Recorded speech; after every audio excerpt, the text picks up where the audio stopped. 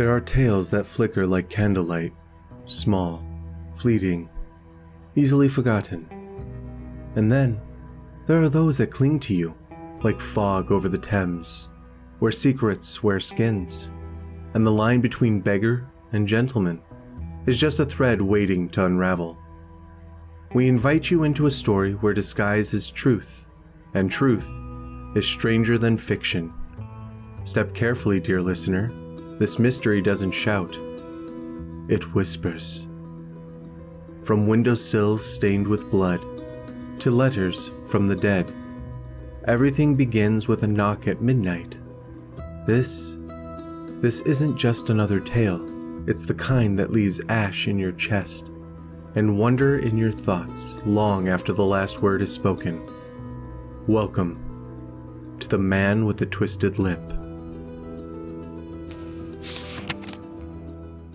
It was the kind of night that settles into the bones, quiet, domestic, and heavy with the illusion of peace. I had just begun to unwind, the ache of the day still lingering in my shoulders, when the bell rang.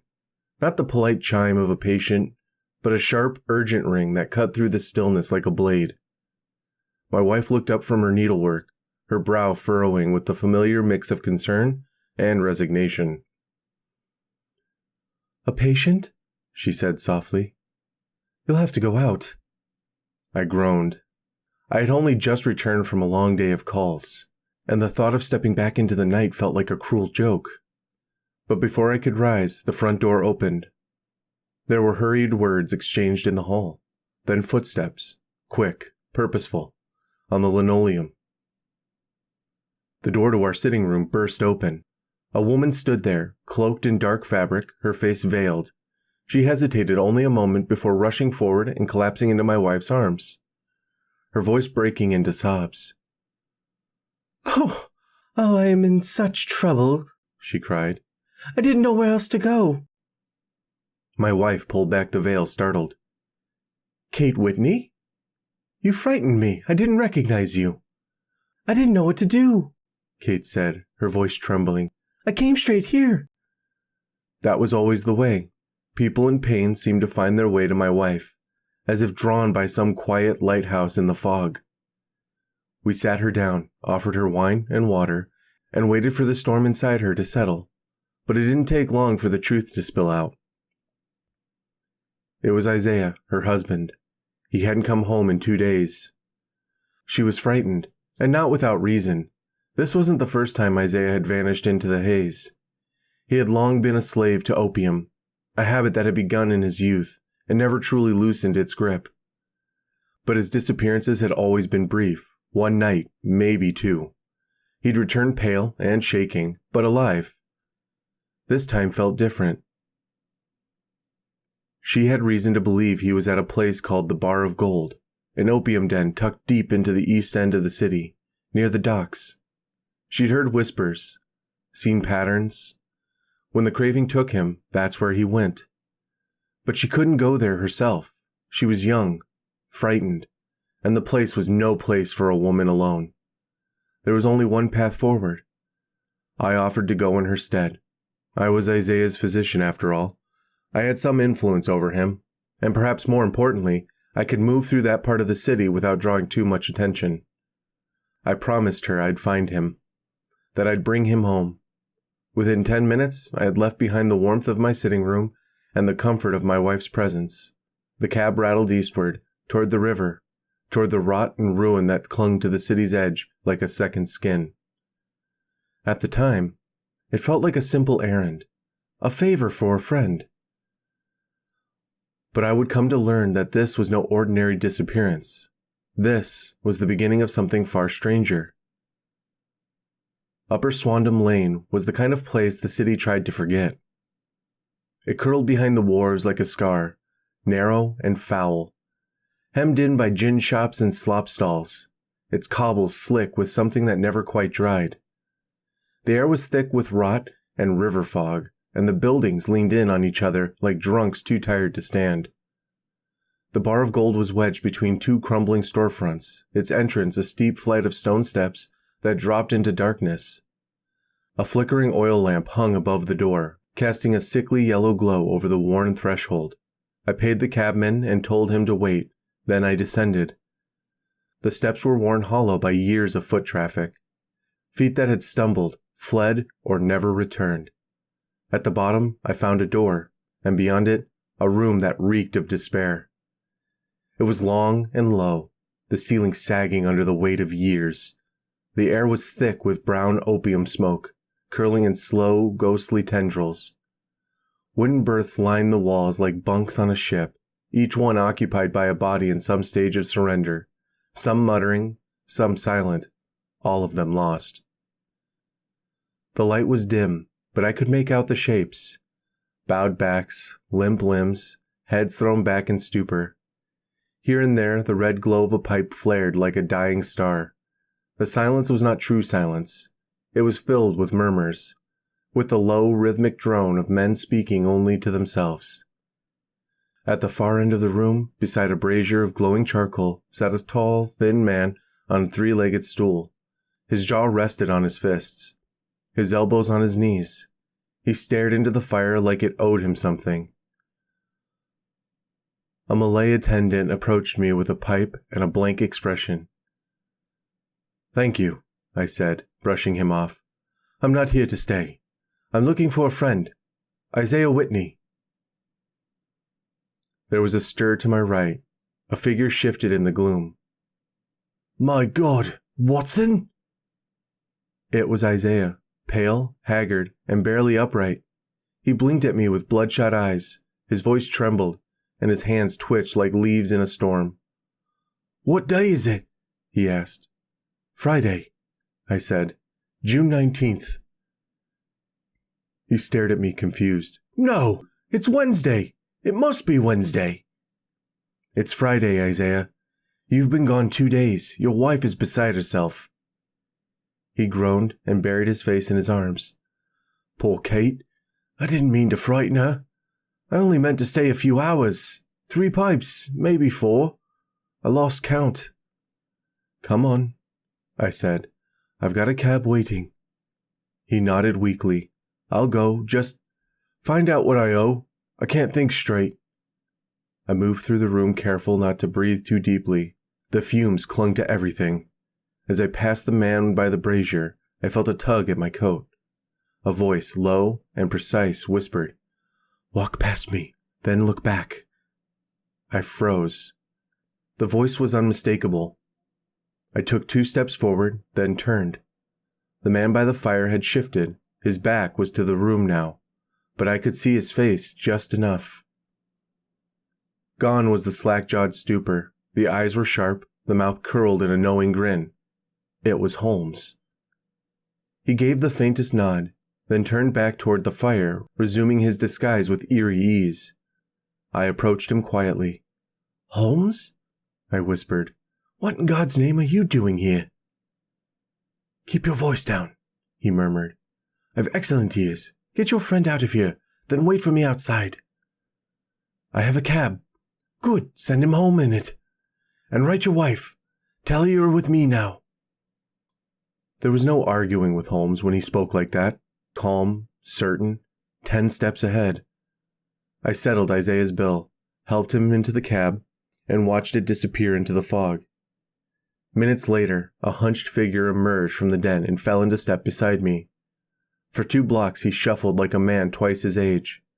Then he straightened, laughed, and shook off the disguise like a second skin. "I suppose," he said, "you thought I'd taken up opium to round out my vices." "I was surprised to find you there," I admitted.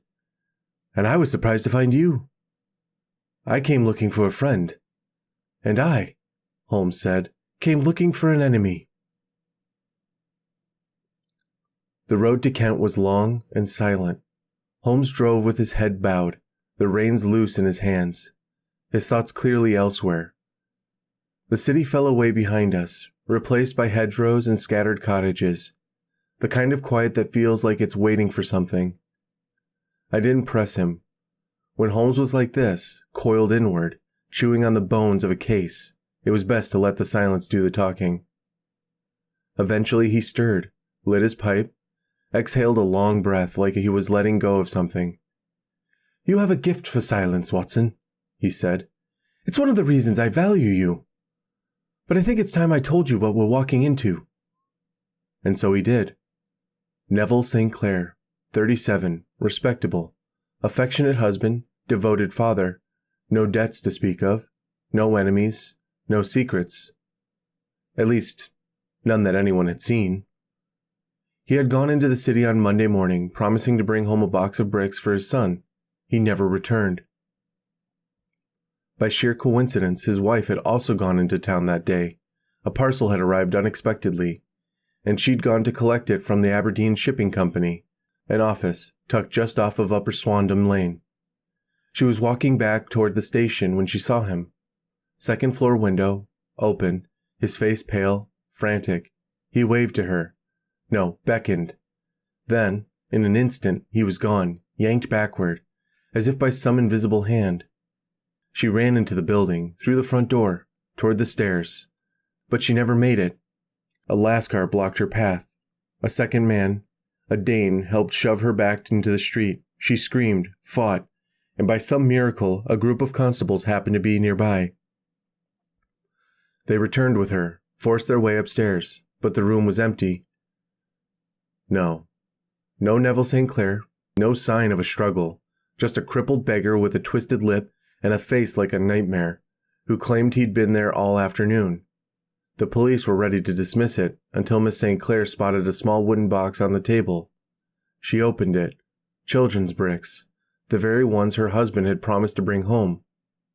That changed everything. The room was searched, blood on the windowsill, drops on the floor.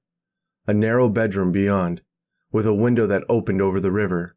No other exit, no sign of St. Clair's code until the tide went out. They found it in the mud, heavy with coins.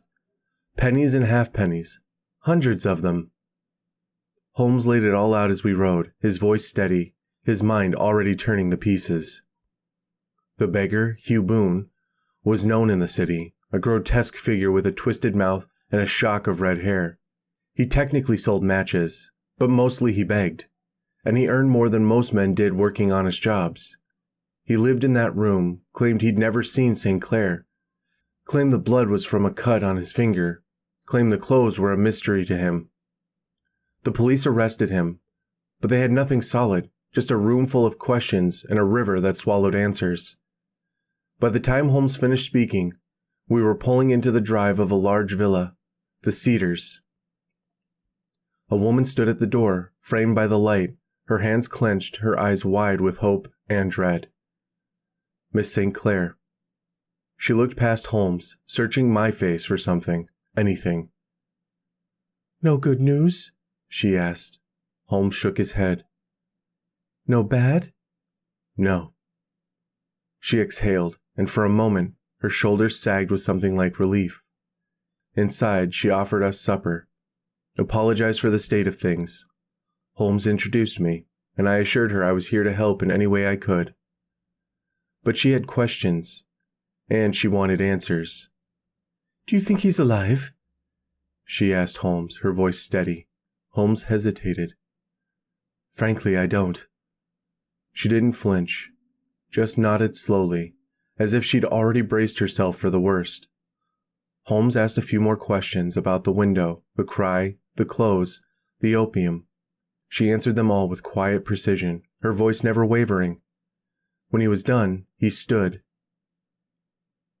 "We'll do what we can. There are still pieces missing, and I don't like puzzles with missing pieces." She walked us to the door. The night had deepened, the air thick with the scent of damp earth and river fog. Holmes paused on the threshold, his eyes scanning the dark. "Tomorrow," he said, "we go back to the beginning." The fog had thickened by the time we returned to Swandam Lane. It clung to the buildings like mildew, softening the edges of the alley's decay, but doing nothing to hide its stench. The bar of gold loomed just as it had the night before, dark, narrow, and indifferent to the daylight. Holmes moved with purpose, his coat drawn tight, his eyes sharp. The night's conversation with Miss St. Clair had left him restless. He needed facts now, something solid to hold. We passed through the den quickly, the same haze, the same muttering bodies, the same flicker of red coals in the gloom. But Holmes wasn't here for the spectacle. He was here for the room upstairs. The one with the window. The one where Neville St. Clair had vanished. The Lascar protested, of course, but Holmes had a way of making resistance feel like a waste of time. A few words, a flash of something in his eyes, and the man stepped aside. The room was small, sparse. A sitting room with a narrow bedchamber beyond. The window was open, just as Miss St. Clair had described. It looked out over the river, where the tide had begun to recede, leaving behind a strip of slick, glistening mud. Holmes examined everything. The sill, smudged with something dark, blood likely. A few drops on the floorboards, faint but undeniable. Behind a curtain, he found a pile of clothes, boots, socks, hat, watch, all of them belonging to Neville St. Clair, all except the coat. That had turned up earlier that morning, dredged from the mud below the window. It was heavy with coins, pennies and halfpennies, hundreds of them. Enough to weigh it down, but not enough to drag a man with it. Holmes crouched by the window, his fingers tracing the sill. If he went out this way, he didn't go far. The tide was high, 4.5 feet at least, and yet, no body. He stood, brushing his hands off. Let's talk about Hugh Boone. The beggar had been arrested shortly after the incident. He lived in this room, claimed he'd never seen Neville St. Clair, claimed the blood was from a cut on his finger, claimed the clothes were a mystery to him. Holmes wasn't convinced. Boone was well known in the city, a grotesque figure with a twisted lip and a shock of orange hair. He sold matches, technically, but mostly he begged, and he earned more than most men did working an honest job. I've watched him before, Holmes said as he stepped back into the alley. He's clever, too clever, but I still can't see how it fits. We walked in silence for a while, the fog curling around our boots. Something's missing, Holmes muttered. There's a thread here, but I can't find the end of it. He stopped at the curb, staring out toward the river. We'll go back to the Cedars. Tell her what we found, or rather, what we haven't. The Cedars was still, the kind of stillness that settles over a house when hope has begun to fade. We returned just after dusk. The lamps had been lit, but the light inside felt dimmer than before. Miss St. Clair met us at the door, her expression unreadable. Holmes offered a polite nod. We've come to report what little we found. She led us into the drawing room without a word. The supper from the night before had been cleared, replaced by a single envelope resting on the table. I was about to send for you. This arrived not long after you left. Holmes stepped forward, his eyes narrowing as he picked up the envelope. It was coarse, the kind sold in bulk at dockside shops. The postmark read Gravesend. The date was today. He turned it over in his hands. This isn't your husband's handwriting. No, but the note inside is. Holmes opened it carefully. Inside was a torn flyleaf from a book, the edges rough, the paper cheap, written in pencil, in a hurried, slanted hand. Dearest, do not be frightened. All will come well. There is a huge error which may take some time to rectify. Hold on a little longer, my love. Neville. He read it once, then again. You're certain this is his hand? One of them, she said, when he writes quickly. I've seen it before. Holmes studied the envelope again. The name is written in black ink, the address in gray. There was a pause between the two. Someone unfamiliar with where to send it. And the flap, he sniffed it. Tobacco, chewed, likely a sailor. He looked up, and for the first time since we'd arrived, something shifted behind his eyes. If this is genuine, then your husband may still be alive. He is. I would know if he wasn't. Holmes didn't argue. He folded the letter carefully and slipped it back into the envelope. This changes things, but it doesn't explain them. He turned to me. Watson, we'll stay the night. I need time to think.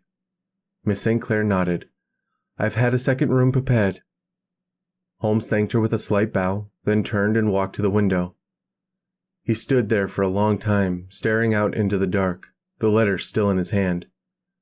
Later, in our shared room, he said little. He paced, smoked, rearranged pillows and cushions into a makeshift divan, and perched himself cross-legged atop it. Pipe in hand, eyes fixed on the ceiling. I watched him from my bed, the smoke curling upward in slow spirals. He didn't speak again until the sun began to rise.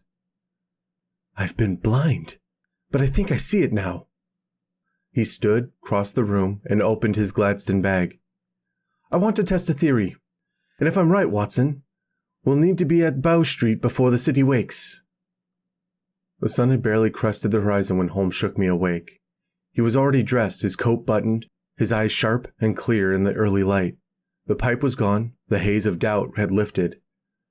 "I've sent the stable boy to ready the trap. We leave in 10 minutes. I sat up, still groggy. "Where are we going?" "To Bow Street. I need to look a man in the face."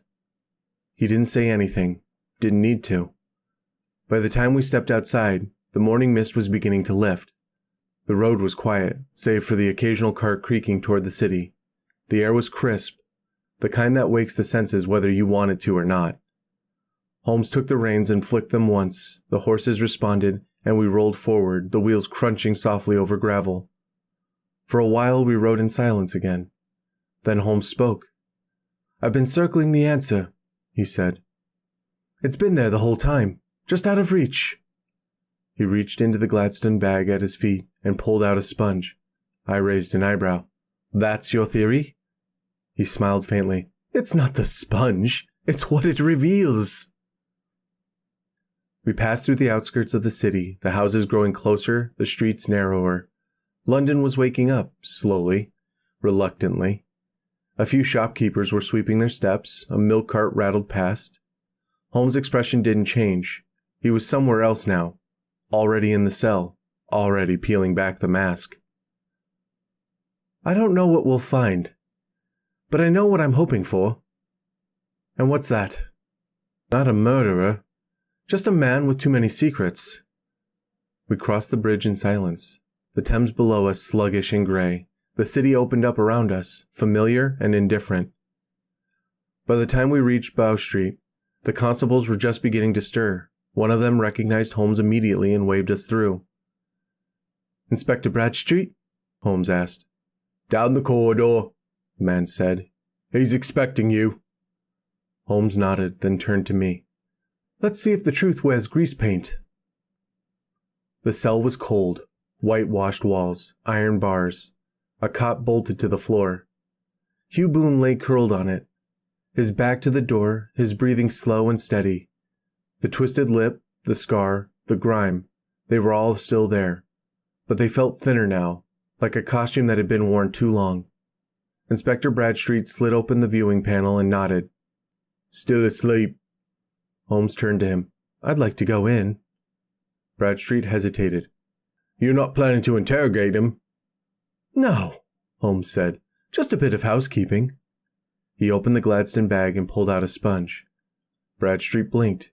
"You're serious?" Holmes didn't answer. He just waited. With a sigh, Bradstreet unlocked the door.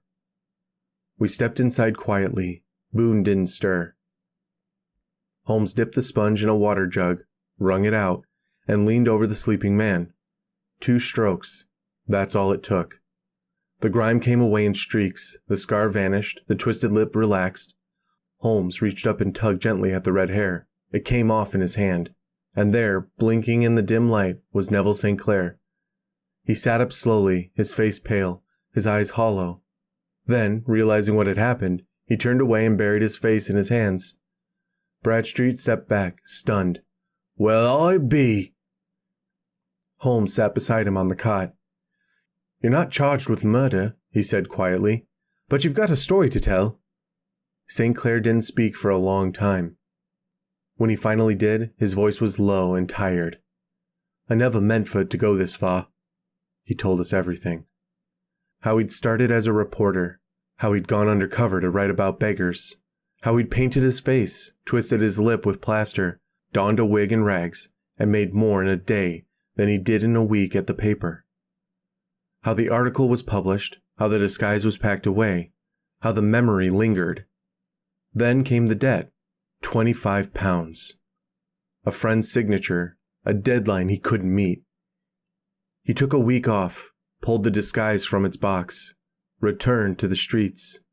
In 10 days, he paid the debt in full. That was the turning point. I told myself it was temporary, just until we were ahead, just until things were stable. But the money kept coming, and the lie grew roots. He rented a room above the opium den, paid the Lascar to keep his secret. Each morning, he descended the stairs as Hugh Boone. Each night, he returned as Neville St. Clair. He bought a house, married, had children. I told myself I was doing it for them, that I was providing, that it didn't matter how. He looked up at Holmes, eyes rimmed red. But I was always afraid, always waiting for it to fall apart. Then came Monday. He'd finished early, was changing in his room when he looked out the window and saw his wife. She saw me. She knew. He panicked, threw up his arms, rushed to the Lascar, told him to keep her out.